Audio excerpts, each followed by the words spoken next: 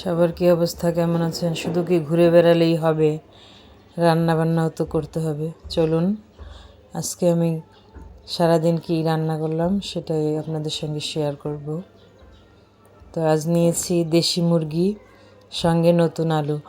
দেশি মুরগি আর নতুন আলুর পাতলা ঝোল করব। এই ঝোলটা আমাদের সবার খুব পছন্দ। এরপরে নিয়েছি মিক্সড ভেজিটেবল, মানে মিক্সড সবজি, সেগুলো ভাজি করব। এই দুইটা আইটেমই করব। তো এই দেশি মুরগিটা দেখেন ডিম হয়েছে। এটা মনে হয় আগেও অনেকবার ডিম দিয়েছিল। আর এই ডিম আসলে এই ডিম দিবে এমন সময় কিন্তু মুরগির টেস্ট খুব ভালো হয়, তেল হয়। আর মুরগির পাটা দেখেন কেমন কালো।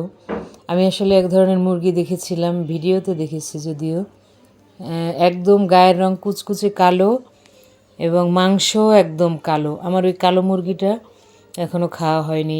এটা কি আমাদের বাংলাদেশে পাওয়া যায় কি না আমি জানি না। আর এই যে পাথরটা দেখছেন, এটা আমি শিলের কাজ করি। এটা হচ্ছে সিলেট জাফলং থেকে আনা এই পাথরটা। এটার জন্য আমাকে কেউ বকা দিলেও দিতে পারে। তো এই পাথরটা দিয়ে আমি মাঝে মাঝে রসুন থেতো করি, বা কিছু থেতো করতে হলে এটা দিয়ে খুব সহজে, ছোট হাতে ধরতে সুবিধা, এটা দিয়ে করি আর কি। তো আমার মাংস বসিয়ে দিয়েছি, কষানো হচ্ছে। মাংসটা সিদ্ধ হতে একটু সময় লাগবে মনে হচ্ছে। আর আরেক পাশে সবজি ভাজি বসিয়েছি।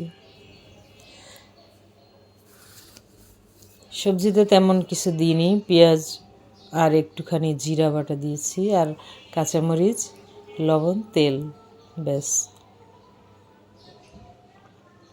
নর্মালি ভাজিতে বেশি মশলা অ্যাড না করাই ভালো। আমি একবার একটা ধানমন্ডির কোনো একটা রেস্টুরেন্ট থেকে সবজি স্যুপ খেয়েছিলাম।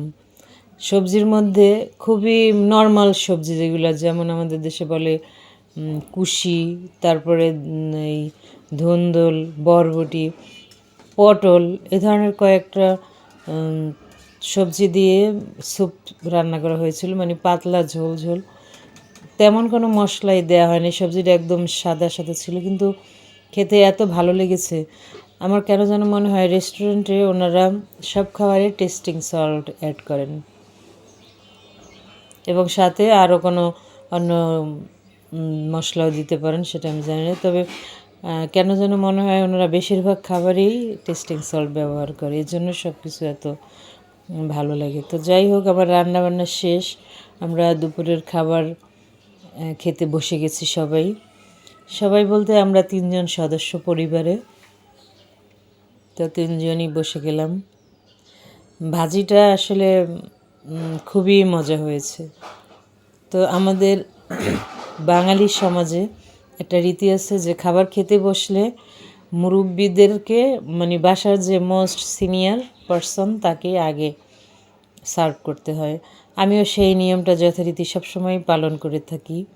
মোস্ট সিনিয়র যিনি, তাকেই পরে আগে দিলাম, এরপরে আমরা খেতে নিলাম।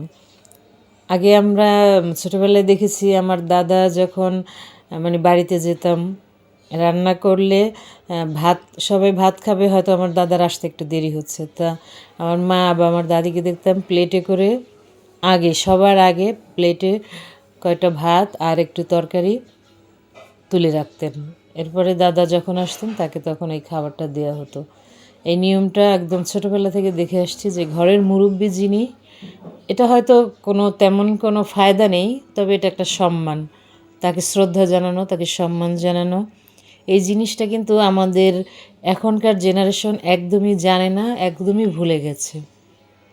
আমার মনে হয় পরিবারের সিনিয়র পারসনদেরকে সম্মানিত করার জন্য এ ধরনের ছোট ছোট, এগুলোকে কুসংস্কার না বলে, এই ধরনের ছোট ছোট অভ্যাসগুলোকে তাদেরকে রপ্ত করতে দিতে হয়, তাদেরকে বোঝাতে হয়, জানাতে হয় যে মুরব্বিদেরকে সম্মান করতে শিখো, তাদেরকে এভাবে ভালোবাসতে হয়। এটা ভালোবাসারও একটা বহিঃপ্রকাশ যে আপনি আপনার বাসার মোস্ট সিনিয়র পারসন তাকে খুব সম্মান করছেন, তাকে ভালোবাসছেন, কথাবার্তা সব দিক দিয়ে তাদের সঙ্গে সে ধরনের আচরণ করলে বাসার ছোট বাচ্চারা যারা ছোট থেকে বড় হচ্ছে তারা এগুলো শিখতে পারে।